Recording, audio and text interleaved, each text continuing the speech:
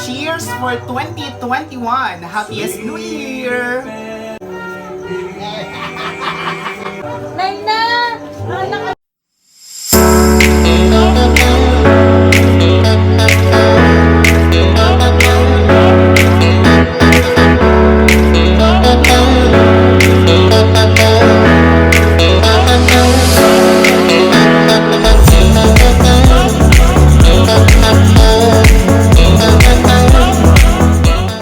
Hi guys! This is Leonard and welcome to another LMS Kitchen episode here at LMS Vlog.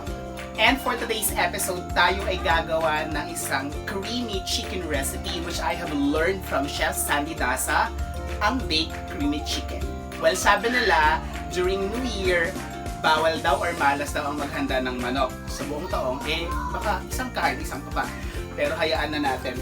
Check na lang natin mamaya kung papatok pa to sa ating mga bisita. And for our ingredients, 1 1/2 cup of mayonnaise, 1 1/2 cup of cheese, 1 1/2 cup of ketchup, 2 1/2 tablespoon of table mustard, combined with 2 tablespoon of oyster sauce and soy sauce, and of course, our chicken. So let's start cooking.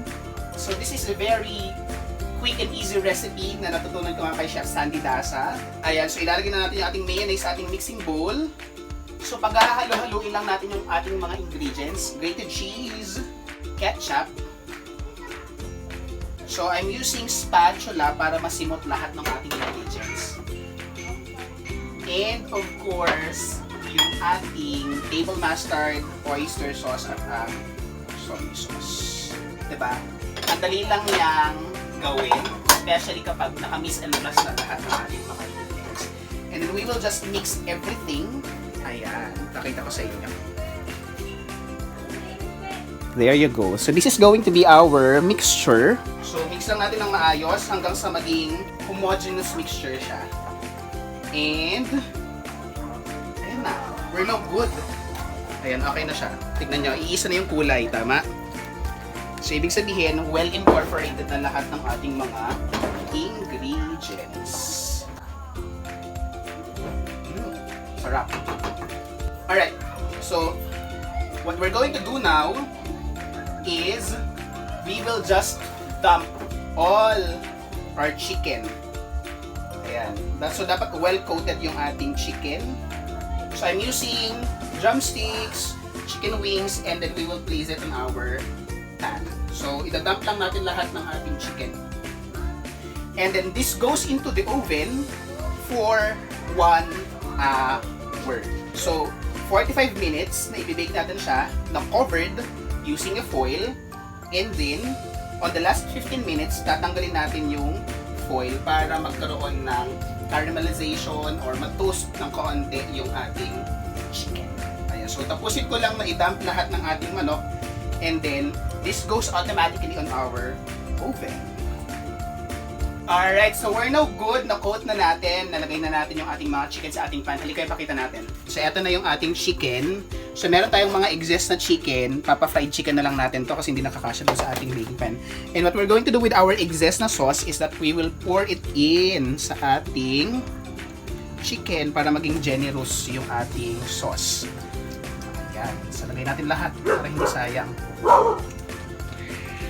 Ayan. So, simutin natin using our spatula.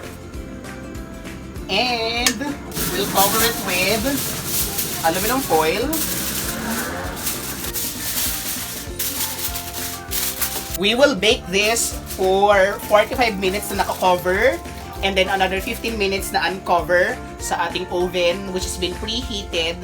And kailangan yung oven natin is at 170 degrees Celsius. So, ipasok na natin yung ating chicken.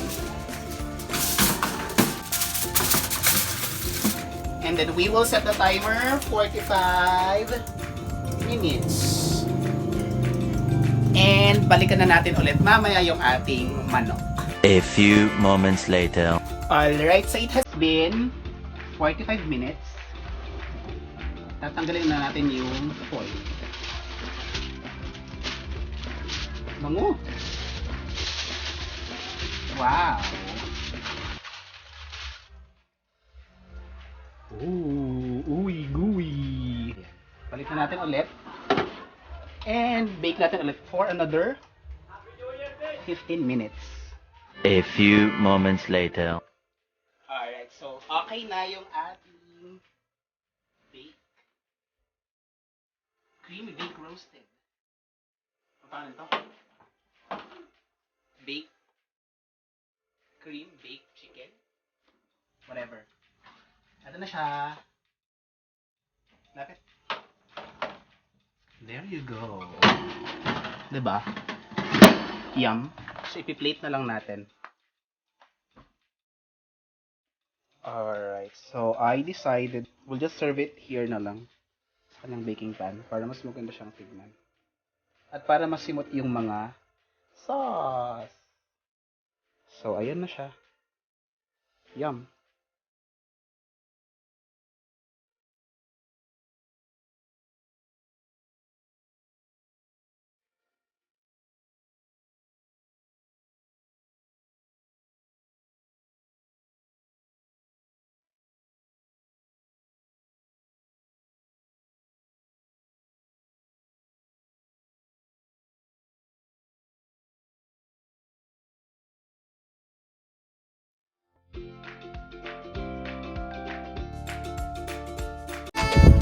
And if you do love this video, please do like and share and drop a comment. At kung bago ka sa channel natin ito, huwag kalimutang mag-subscribe at hampasin ang notification bell para ikaw ay parating updated sa ating mga newly uploaded videos. Thank you guys for watching!